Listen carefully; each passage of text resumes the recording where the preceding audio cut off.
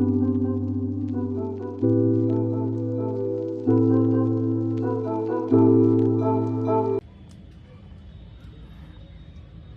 Morning, welcome to তিরিক্সা rooftop garden.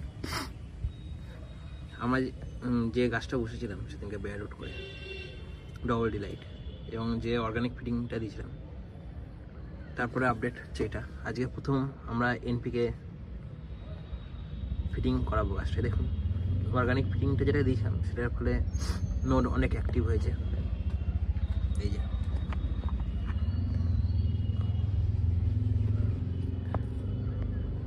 Note active হয়েছে, দেখতে পাচ্ছেন আপনারা যে নিচে একটা লিডিং বেসেল আসছে।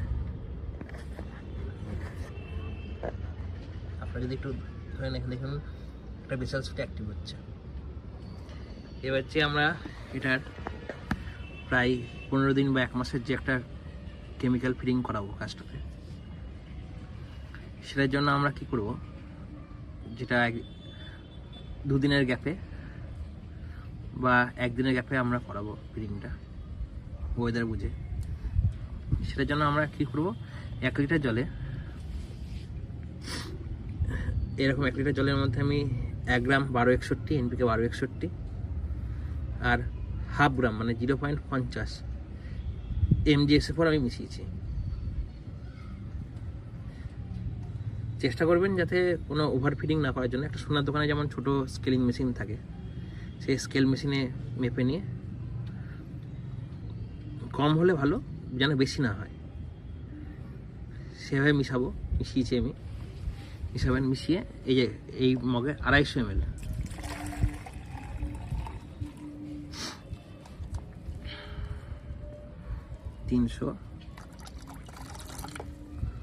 এই যে 250 ml মতন, এই যে 250 ml মতন জল আমি এটাই ট্রেঞ্চ করে দেবো।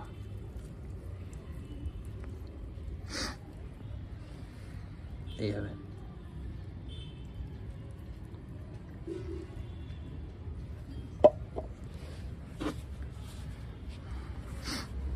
এটা হচ্ছে ফার্স্ট রুট ট্রিটমেন্ট চালু হলো আজ থেকে এই গাছটায়। আপনারা এইভাবে রুট ট্রিটমেন্ট করতে পারেন। এইভাবে আপনারা অল্টারনেটিভ 1 দিন 1261, সপ্তাহে 1 দিন 1261 সাথে এপসম সল্ট, 1 দিন 1261 সঙ্গে হিউমিক অ্যাসিডের পরিমাণও তাই একই হবে। 1 গ্রাম যদি 1261 নেন, তাহলে 1/2 ml মতন হিউমিক অ্যাসিড, বা 1/2 গ্রাম, ডাস্ট হলে 1/2 গ্রাম হিউমিক অ্যাসিড। কখনো বেশি বাড়াবেন না, তাহলে কি হবে, এই যে আমাদের যে গাছের পাতা থাকে, দেখুন পাতাগুলো কি সুন্দর হয়ে আছে আমার, তাই লিফের এজগুলো বার্ন হতে শুরু করে।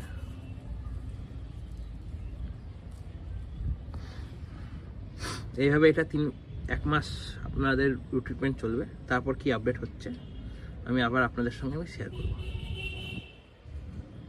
যদি ভিডিওটা ভালো লেগে থাকে তাহলে লাইক, কমেন্ট, শেয়ার, সাবস্ক্রাইব করে রাখবেন চ্যানেলটাকে। এরপরে যে ভিডিওটা আসবে সেটা হচ্ছে গোলাপের কীটনাশকের ব্যাপারে, পেস্টিসাইডে আমরা কী স্প্রে করব সেটার ব্যাপারে আমি একটা বিস্তারিত একটা ছোট দেখে ভিডিও করব। ধন্যবাদ।